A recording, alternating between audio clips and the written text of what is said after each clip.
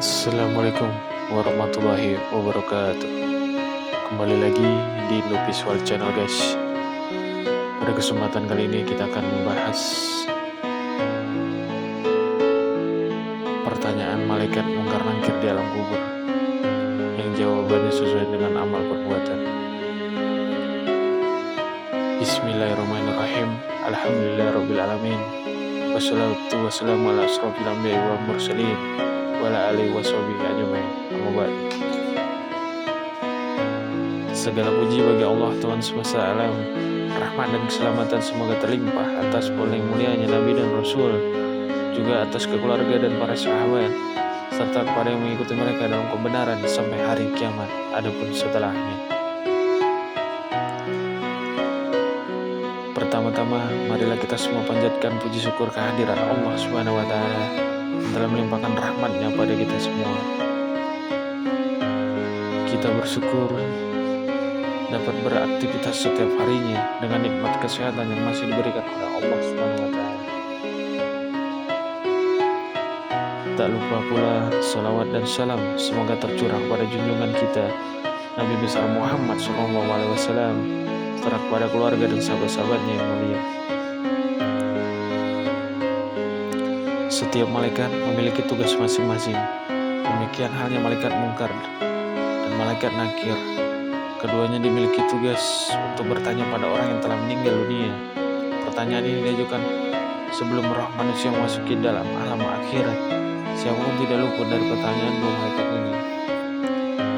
Tugas dari malaikat mungkar dan nakir dijelaskan dalam hadis yang diriwayatkan oleh Tirmizi dari Abu Hurairah. Rasulullah SAW bersabda, apabila mayat atau salah seorang dari kalian sudah dikuburkan, dia akan didatangi dua malaikat hitam dan biru, salah satunya mungkar dan yang lain nakir. Keduanya berkata, apa pendapatmu tentang orang ini, Nabi Muhammad SAW? Maka ia menjawab sebagaimana ketika dia di dunia. Hadis riwayat Tirmizi.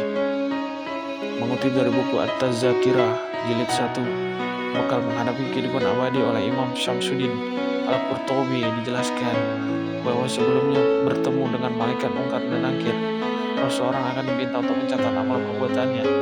Setelah itu barulah datang malaikat mungkar dan nakir yang akan mengajukan pertanyaan.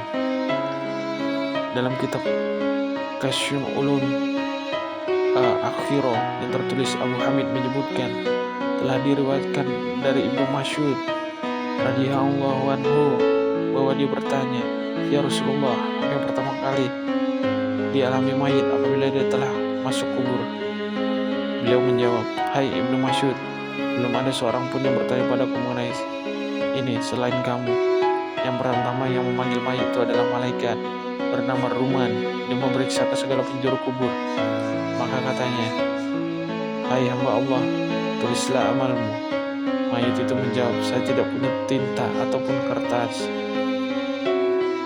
Tidak mungkin, kata malaikat Ruman, kain kafanmu itulah kertasmu, tintamu adalah air ludahmu, dan penamu adalah jarimu. Lalu malaikat itu memotong kain kafannya.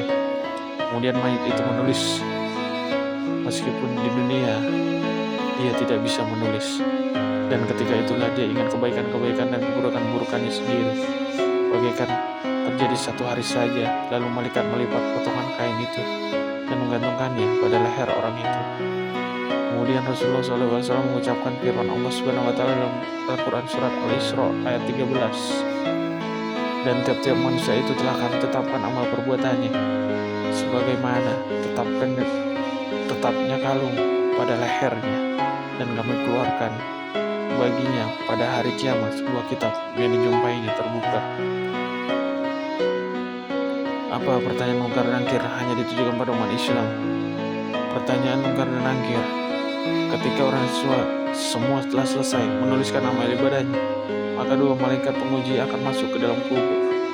Mereka adalah dua malaikat hitam, bisa membelah bumi dengan taringnya. Rambutnya terurai panjang menyapu tanah. Suaranya menggelegar bagai halilintar, matanya bagai kilat menyambar, napasnya menderu-deru bagai angin kencang. Di tangan masing-masing ada palu dari besi.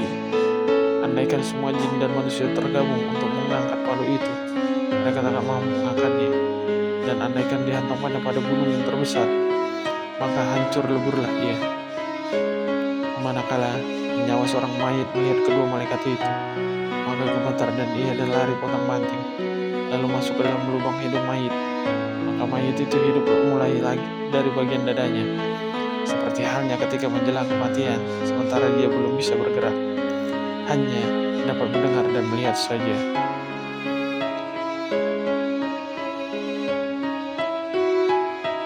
Maka kedua malaikat tersebut menghadang nangkir lantas menyuruh mayit itu duduk dan memulai pertanyaan dengan keras. Mereka membentak dengan bengis, padahal tanah bagi mayit itu sudah seperti air saja. Kemana dia bergerak, tanah itu tembus. Pertanyaan bagi orang yang beriman. Kedua malaikat itu bertanya, siapa Tuhanmu? Apa agamamu? Siapa nabimu? Apa kiblatmu? Barang siapa mendapat pertolongan Allah dan dimantapkan dengan perkataan yang teguh, maka dia bisa balik bertanya, siapa yang menugaskan kalian berdua datang kemari? Siapa yang mengutus kalian kepadaku? Tapi ini hanya bisa dikatakan oleh para ulama pilihan. Maka salah satu dari malaikat itu berkata kepada temannya, dia benar, dia dilindungi dan gurukan kita. Kemudian kedua malaikat itu membangun kubur mayit, dijadikan seperti kubah yang besar, dan mereka bukakan untuknya sebuah pintu menuju ke surga di sebelah kanannya. Lalu mereka hamparkan pula untungnya permadani dari sutra surga, taburi wangian surga. Kemudian melalui pintu itu berhembuslah angin lembut dari surga, kesegaran dan kewangiannya.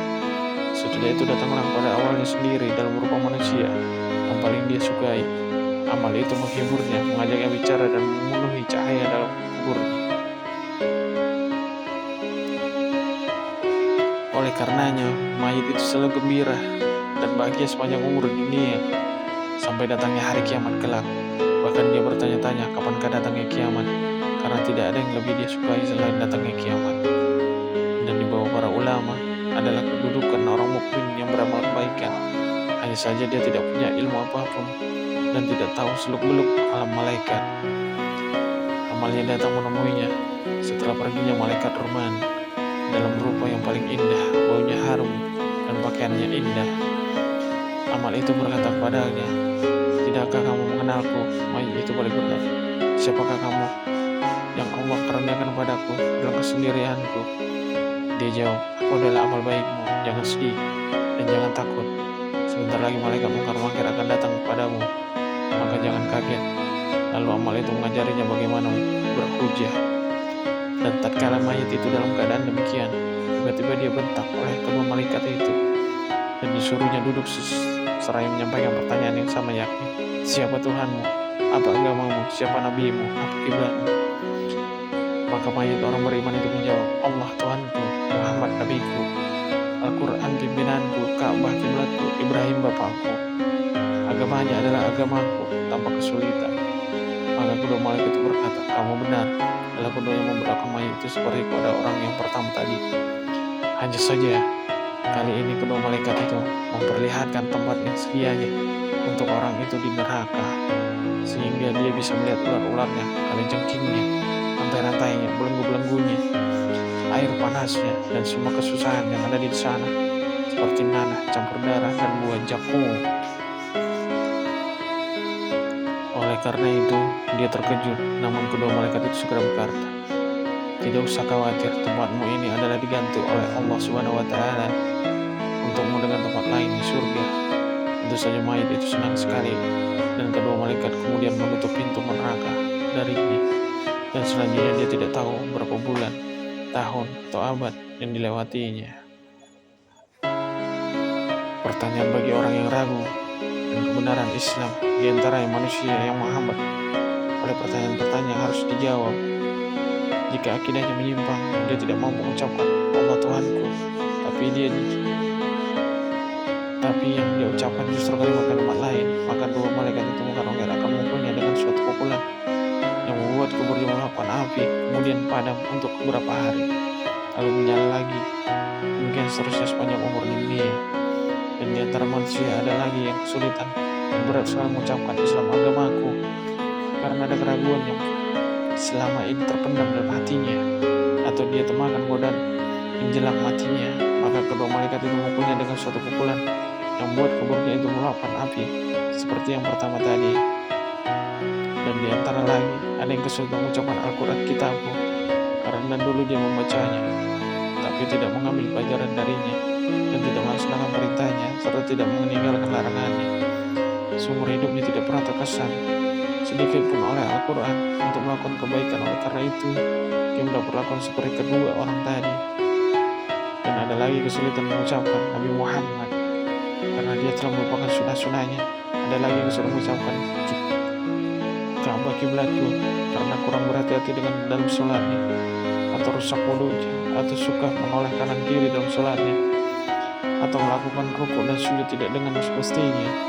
Dan ada lagi orang kesulitan mengucapkan Ibrahim adalah bapakku karena ketika mendengar suatu perkataan lalu dia mengira bahwa Ibrahim adalah Yahudi atau Nasrani, jadi dia bimbang dan ragu. Oleh karenanya dia berlakuan seperti orang-orang tadi. Abu Hamid berkata, jenis-jenis manusia tersebut di atas terangkan panjang lebar dalam kitab Al-Iha. Pertanyaan bagi orang yang mendustakan agama Allah Subhanahu wa taala.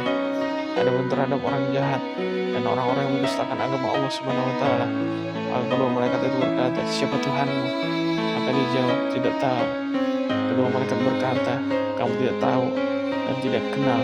Kemudian dipukulnya dengan pengganda-pengganda sampai amplas ke dalam bumi ketujuh. Kemudian dimuntahkan kembali dan dipukul lagi sebanyak 7 kali. Demikianlah masing-masing orang berbeda-beda perlakuan dan yang diterimanya. Semoga Allah senantiasa menjaga keimanan kita agar dimudahkan masuk dalam golongan orang yang mampu menjawab pertanyaan malaikat mungkar nakir. Wallahu a'lam. Assalamualaikum warahmatullahi wabarakatuh.